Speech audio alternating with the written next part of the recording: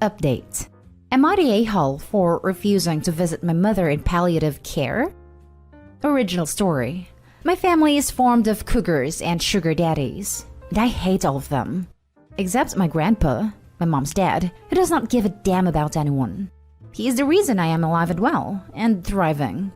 I'm currently 21, but this story goes on to the very back when I was 5, when my mom got married to a guy named Vladimir. Vlad, if you find this, then screw you. He is the most selfish person I've ever seen. After she and him got married, my mother started to leave me to my grandpa frequently. At first, it was for date nights. Then it has become after school. And then it became a full-time arrangement because that was what his little Vladdy wanted. Vlad is a sugar babe, by the way. My mom was 34. Vlad was 23 when they were married. And my mom's family is really rich. All of my mother's family, except Grandpa, adored him, and they hated my grandpa for pointing out the fact that my mom was neglecting me. When I was 9, my custody was granted to my grandpa. It was a painful process, and as a result, we have become by our own. Mom and Vladdy had their own lives after it, and I only saw them in family vacations. Last week, there was a call from Vladimir, saying that my mom has a terminal colon cancer and she's currently in a palliative care unit. He said she wants to see you one last time before she leaves this world. They live in a city that is 12 hours by car. I'm not gonna take a plane in the circumstances of the world, so just said I don't have time for you and hung up the phone. And then our extended family started to call us. I wouldn't bother with their opinions, but my closest friends who know all of this said I might have been very cruel and that she'd served a chance for closure, so I came here. Now for the top comments before reading the update. Not the a-hole. Sounds like there was a decade where she had the ability to make amends and chose not to. She lived her life that way. She can die that way. Your lifestyle determines your death style. Not the a-hole. You don't owe her anything. She didn't act as a parent to you. Your grandpa did. Whether you want to give her closure or not, that's up to you. But your mom isn't doing this for you. She's doing it for herself. Yep, any closure is for Opie, not the mom. She lost her chance at it with persistent neglect. Not the a-hole. You might have been cruel, but so what? She was cruel to you. She can reap what she sowed. Would be excessively kind to visit? Yes, but you don't owe her anything. Only visit her if it will help you. If you want /need/ are interested in that closure, then go for it. Otherwise, you live your best life. And please know her behaviors were always about who she is, not about who you are. You deserved better. Not the a-hole. She's your mother through biology, but she stopped being your parents when she let your grandpa raise you. You owe her nothing. She wants you to visit so she can feel better about how badly she treated you. Do not give that to her. And now for the update. So, after all of your opinions and suggestions, I decided to give a Zoom call and it was enlightening. I forgave someone, but it wasn't my mom. It was Vladimir. I will never ever forgive my mom, but we had some kind of closure that I will tell after what happened with Vladimir. When my custody case was happening, there were photos and proof materials that I didn't know where they came from. Turns out it was all Vladimir's stuff and help. He said he was worried about my mom and me being together, so he helped Grandpa discreetly, and my custody was transferred to my grandpa. All of the presents that I got in my birthday that was told from my mother was actually Vladimir. He also helped my grandpa on business and about his will. I feel so sorry for alienating him so much, but he said he wanted me to stay away from my mom, so he alienated himself too from the equation. We are planning to come together after the lockdown is over in my area. I also learned why he got married to my mom, and honestly, I do not blame him after I heard what my mom offered to him to be with her. He was desperate.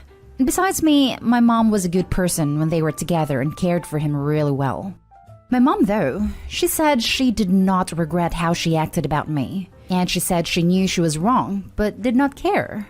It was kind of shocking, but not surprising.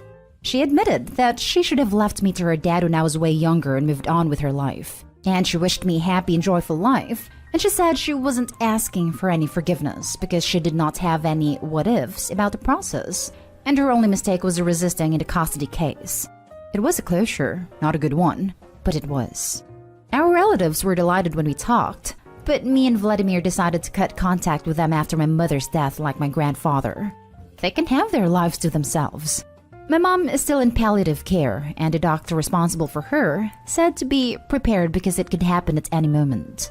I decided I will attend her funeral because, after all, at the end, she admitted her mistakes, and even though she is a bad parent, she was honest and she earned my respect. So I am not gonna spare a last goodbye from her. That was all, and thank you for suggesting me a last talk even though I am not the a-hole. Not the a-hole? Wow, thanks for the update. It took an unexpected turn. I am glad you found the answers you seek for.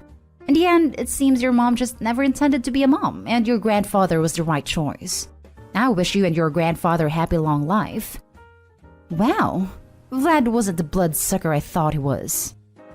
Desperation and money can make people act in ways that run counter to their individual morals. Seems like he wanted to do right, but in a way that didn't jeopardize himself. Dude was stuck. I'm glad things worked as well as could be expected, and that you had a silent helper in your side.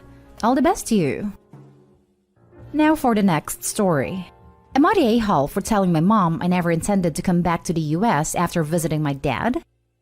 My name is Daisy, and I am 19 female. My dad is Australian and my mom is American. I have dual citizenship. I have never really liked living with my mom. I have talked to my dad about moving to Australia for years. He told me that when I am 18, I can move in at any time and he would help me get everything worked out. And he kept his word. In 2019, I shipped a lot of my belongings, packed bags, took my needed paperwork, and left for the summer and never came back. I told my mom I was visiting longer and made excuses, but I never intended to go back. With everything that happened in December 2019, I told my mom I could not leave. I guess I didn't have the guts to explain almost 7 years of BS. Dad left when I was 12. She remarried 3 months later, and suddenly I had a stepbrother that she seemed to favor more. I just felt like I was a guest in their home. I finally had a talk with my mom, and she called me an a-hole for it. I explained to her that I didn't intend to go back. I had everything I wanted with me in Australia. She said, "What about paperwork?" I explained I took everything when I turned 18 and graduated high school. I said that I didn't intend to go to college when this was over, and I had applied to uni here in Australia. I was happy. Dad said he would support me for a few years, and I was not going to be keeping my US citizenship. She started crying and asked if I hated her. I asked her why she never showed me I was more important than her new marriage, that while she was my mom, I didn't really know how to forgive her for feeling alienated. I said I didn't want to talk for a while and hung up. Now I feel like an a-hole? Now for the comments. Not the a-hole. For everyone saying you're the a-hole or everyone sucks here, they are wrong. Your mother chose to get married 3 months after divorcing your dad. That's not sane. She then basically picks her new husband and stepson over her own daughter. She chose to be entirely selfish and put her needs over being a good mom. She sounds like someone with narcissistic tendencies. I don't blame you for moving away. Also, you're an adult and can choose where you want to live. Your dad seems a lot more supportive.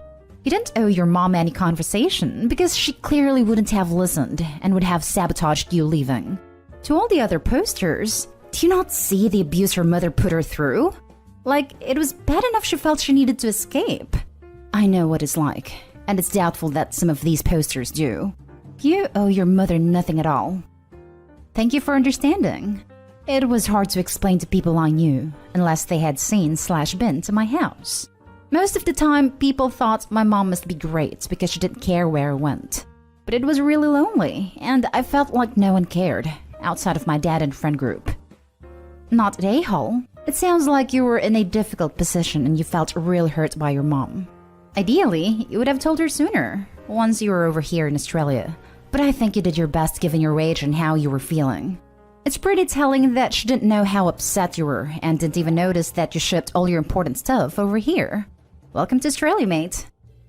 Also pretty telling, she didn't say, "I'm so sorry for not noticing," but ask, "Do you hate me?" Classic manipulative/narcissistic tactic. Not a-hole. Your mom didn't notice you'd moved all your stuff out of your room. Didn't notice your important papers were gone.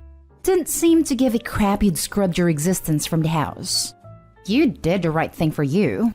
Good luck with your new life in Australia. She also asked about the paperwork right away. That implies that she would have tried to stop Opie from going. She clearly made the right decision. And as for her mother, actions have consequences. Too little too late.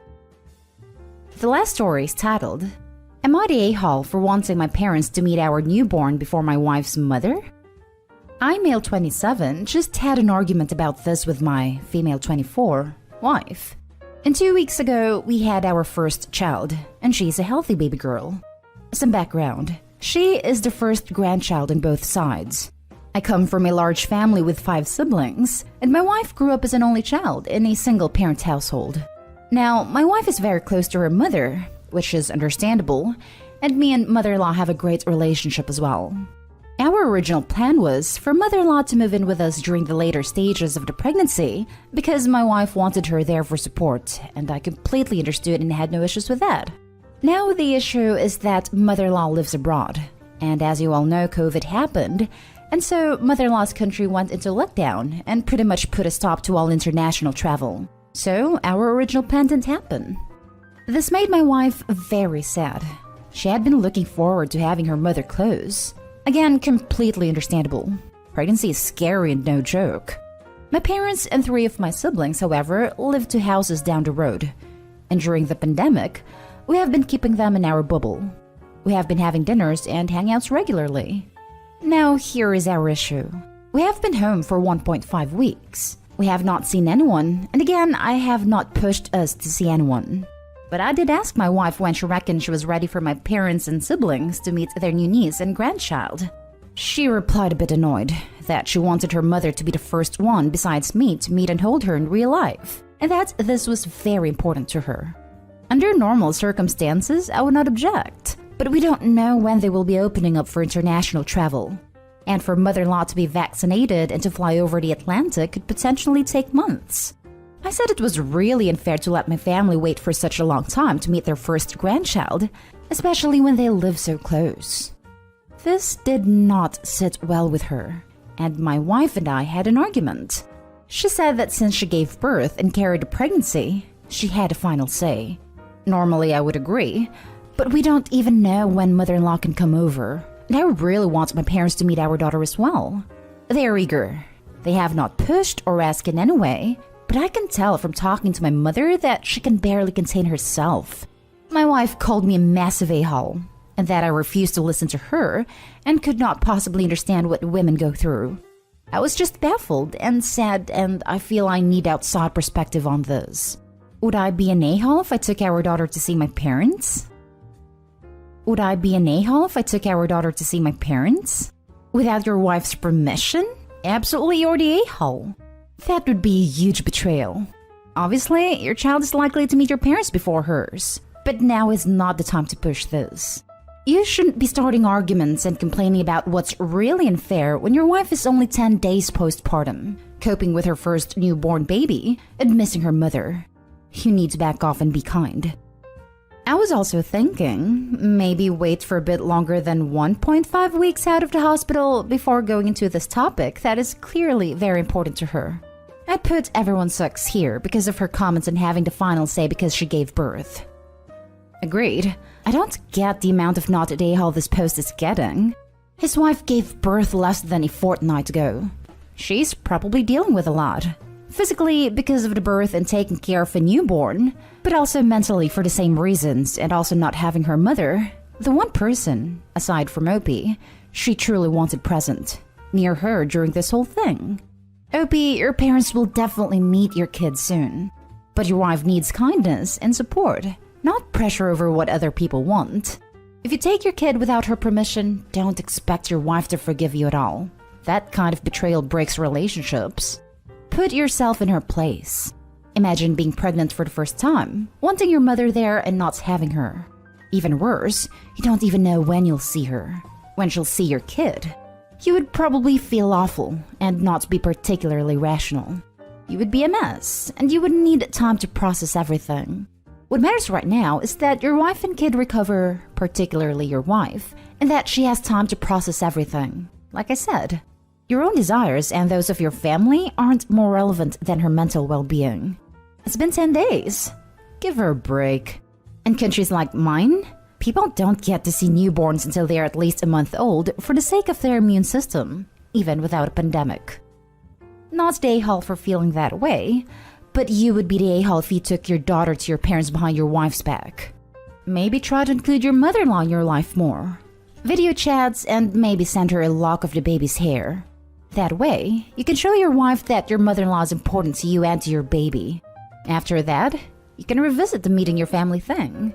Your wife is maybe being a little unreasonable, but actively doing something to upset her would be an a-hole move. She's still your wife. Best of luck to you. I think this is a lovely line of thought. Find some ways for mother-in-law to be included in special moments, even though it's just not realistic for her to be there in person right now. Everyone sucks here. Without the safety of the child issue at stake, she is an a-hole for disallowing family to see the baby for an open-ended period. Days for a mother to be first? Fine. Weeks? Possibly still okay. Months? Possibly forever? A-hole behavior. But you would be an a-hole for taking your daughter away without her consent. You may think your reasons are better, but at best you are asking to do the same thing she's doing. Make a large, irrevocable decision for her and without her say. Just as she doesn't get unilateral final say, you do not either. Work it out together, or expect that the loser in this situation, whether it is you or your wife, to carry possibly relationship-ending resentment ever after. Not a-hole. She can't hold your kid hostage from family for months hoping travel will be allowed. Also, it's your kid too. But there could be something deeper than just that. Does she think your family isn't being safe?